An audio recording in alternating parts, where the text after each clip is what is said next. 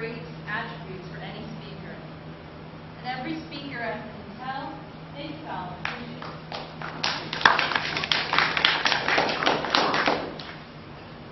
Every speaker has a different style, right? Matt Achin is different from Jay Chamachin. Joel Chamachin, oh, beautiful film too. Oh, we didn't do your style. We'll talk about that later. You tell me about it at the end. So all the speakers have different styles. One is more enthusiastic, one is more entertaining, and one is more inspiring. All good speakers have just different ways of relating to the audience, right? Because everybody is different.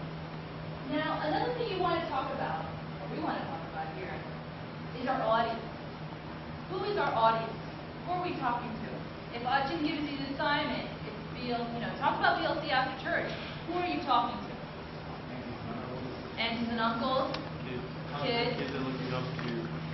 Kids that are looking up to you, right? Well, so you got kids, you got parents, you got amachis, right? Apachins, you got this whole spectrum of people, right? It's a big audience to talk to. How do you talk to just the kids? How do you talk to just the uncles and aunties? When we were doing family conference, parish visits, in New York, we're predominantly dairy, our parishes, especially everywhere in the diocese, very Malayali, meaning that if I don't speak Malayalam that well, if I were to talk about family conference, it has its benefits, it's good, but if one of my other team members can speak in Malayalam, it's even better. Because the person who can speak in Malayalam relates to who? The parents. Relates to the Amachin and Amachi, right? They've got free time, they can come to conference, right? That's an audience right there that we're missing because I can't speak Malayalam, but my other team member can pick it up for me and speak Malayalam. I remember one time Linu, one of our members, went to a parish and Brian was speaking Malayalam. Afterwards, the people, the adults, came and spoke with Linu and Brian and they were conversing because the parents could see that they were the same audience, right? They spoke the same language. Have you ever seen that with sometimes when you go, let's say to a nation, not to a nation, but let me just take an example. Whenever a president goes to another nation, they try to speak in a foreign language, right? And then how do the people feel? They cheer sometimes. They cheer sometimes, right? When Abun, I'm not sure if Abun has said any Malayalam words. Did he in the morning? No. Okay, but if Abun has said some Malayalam words, how would that make you feel? Comfortable, right? Like, oh, he knows our language, he knows our response. So it kind of helps in that manner. So if you're at a school function or a church function, not a church function, a school function or a work function, could you speak Malayalam to that audience? Yes? No? Don't break the ice. You'll break the ice? No? Yeah? Kinda? How would you kinda speak Malayalam to the audience?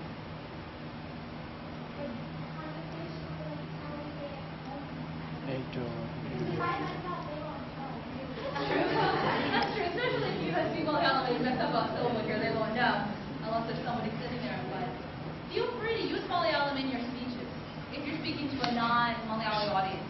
Because everyone does it all the time, right? When, let's say somebody's really skilled in German language, right? They can quote some German professor, some German literature person, right? And then they can translate and say, so-and-so meant this.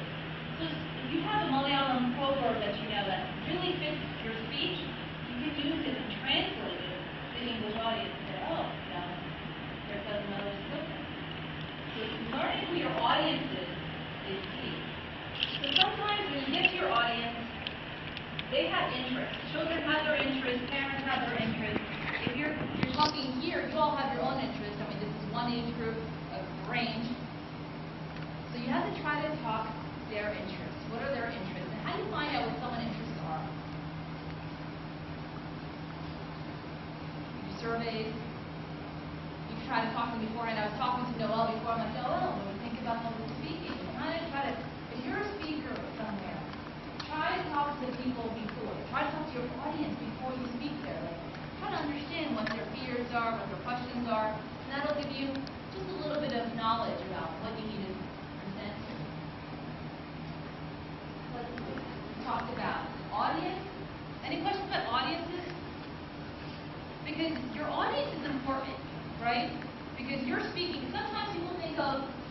communicating in a public speaking session, right? You sometimes think that you're the speaker here, and here's the audience, right? And the message is going this one way to all these people. But really, I think it's really both ways. I think I can send you a message, and you send me a message back. What is the message you're sending to me? So when you're a speaker up here, don't ignore what the audience is saying. Are they bored, tired? Are they having fun? Are they enjoying themselves? Sometimes you can see that. So take that into account. Because maybe you have to change up the tempo. Maybe you have to slow it down. Another thing with your audience, when you find out who your audience is for a talk, especially for parents, you're speaking to an older generation, so another Toastmasters group I'm a part of, most of the men are senior citizens. They're pretty much older. And I can't speak very fast, New Jersey fast that we speak of. I have to speak slower. When I speak with our adults, I have to speak slower. It's the same way. Make sure you're using the right voice, right? And with children, you could probably increase the speed a bit, but it's always good to make sure your audience understands. So we covered about audience. Let's cover about who can do this. Can everybody be a public speaker? Yes? Does everybody want to be a public speaker? What's the number one fear? Public speaking. What's the next example? Thank you.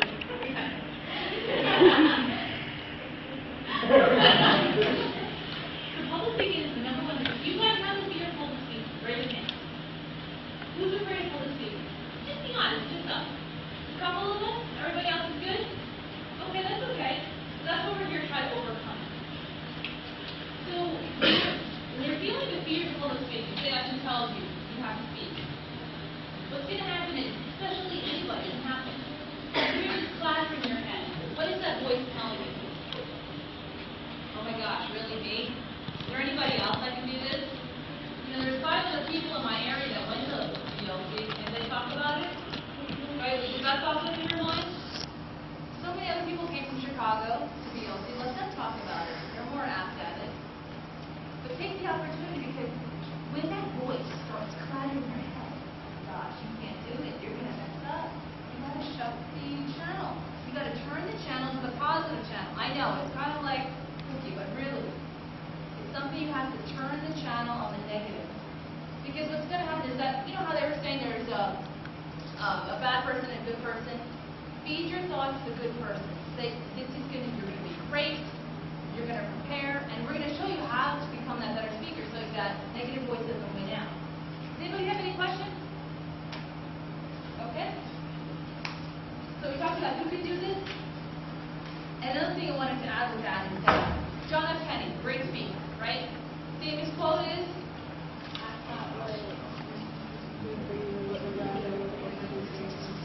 exactly. But when his daughter was running for the Senate seat, Caroline Kennedy, she was interviewed about why she was going to run for the role. How was her speaking style compared to her father's? Does anybody know?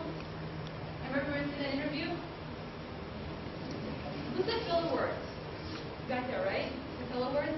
So Caroline, when she was interviewed for the opportunity to run for Senate, she was interviewed, and unfortunately, she didn't fare so well in that interview.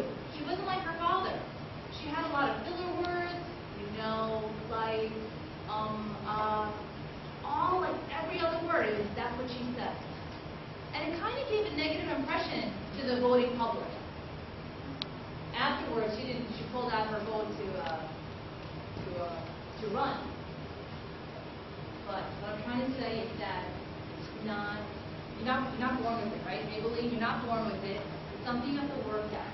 Every day, public speaking, if you go to a meeting, if you have an opportunity to talk after church, to your youth group, that's what you want to do. Let's see, the other item. Why do we want to public speak? Why would you want to come up here and talk about X, Y, and Z? Any thoughts? interest you? What else? Good impression? To inform the public or audience? Sorry, go ahead. To share your experience. Any other thoughts? Look at the speakers on the board. Why do you think they public speak? Why does Obama public speak? Thoughts? Why does Madison public speak? Why does the J. Tamachi bother? Spread the gospel. Spread gossip? Gospel. Spread gospel? Sorry. Spread the gospel? Good. Why does Abuna speak? Yes. Well, they're all some kind of leader. They're all some kind of leader. Yeah. One wanted to be a leader, spread the gospel. What else? They all have passion. So why else would you want to public speak? Think about Martin Luther King. What did he do? Made a difference. Persuade. Persuade. Send a message. Inspire. Right? The power of public speaking is amazing. I don't think people harness the power. You can write so many books and blogs, and you don't need to blog. But the opportunity to come up here and speak your message, whether it's here in this room, across Washington Hall, has power. You can inspire people, persuade people to take on action. And when you take that action, make sure it's always ethical. That's what I'm saying. But the message you're going to say here, sometimes one of the questions is what's your content going to be? The content has to be passionate to you and to your audience. So one of my passions, we had an Oriental Orthodox conference a couple of weeks ago, and I was explaining to one of our new friends about what I do for fun, Toastmasters. And she goes, "Oh, you do public speaking as a hobby?" I'm like, I never thought of it that way, but yes. So there are ways, this is my passion, public speaking. And you might have a passion. What are you passionate about? Tell me. Go ahead. What are you guys passionate about? Dance. Okay. What else? Music. Volleyball. What else? What are you passionate about? If you didn't have to, someone didn't tell you to do, what would you do? Christ? That's good. What else? What else are you passionate about? Are you passionate about any causes? One of the main things that I really feel for is doing a lot of missions work. And we try to incorporate it in any aspect of our conference. We try to create mission kits. The mission kits get sent over all throughout the world wherever there's danger or trouble or people just don't have the materials. So I'm passionate about missions. So being able to use this forum to talk about how people should help other people is something you can do. Questions? Okay. So let's talk about how to do it. You all know how to do it, right? How do you write a speech? Brainstorm first. Say that again? Brainstorm first. Brainstorm. Okay, good. What else? Research. Know your sentences. Pardon? Know your sentences. Like next to the audience. Get to know your audience. Get an interesting topic. Because you need to be interesting. And some of these people are passionate about what they're talking about because they're passionate already about it. Right? Father Boone is passionate about Christ. That's why he talks about it with such passion. Who's it out of him? Right? It's like Spider-Man, it's like, you know what I mean? Pretty much, exactly. So what as a speaker, what topic are you like Spider-Man? What exudes out of you? So that's your message. Filler words. It's a major thing I've seen at Toastmasters. I myself have that problem. Consider it as a crutch. When you break your leg or sprain your ankle,